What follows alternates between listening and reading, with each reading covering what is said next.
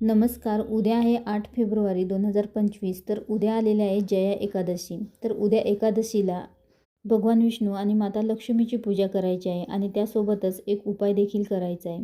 तर हा उपाय सकाळी 12च्या आतच आपल्याला करायचा आहे.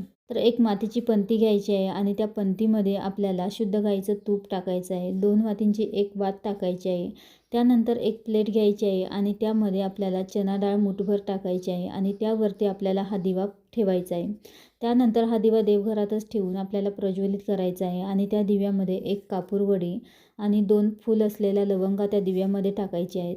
दिव्याला हळदी कुंकू अक्षता अर्पण करायचं आहे आणि तिथे बसूनच एक वेळा विष्णू सहस्रनामाचं पठण करा आणि एक वेळा श्री सूक्तमचं पठण करायचं आहे. त्यानंतर हात जोडून तुमच्या ज्या इच्छा मनोकामना असतील तर त्या व्यक्त करायच्या आहेत आणि त्यानंतर हा दिवा आपल्याला आपल्या घराच्या ईशान्य कोपऱ्यामध्ये ठेवायचा आहे.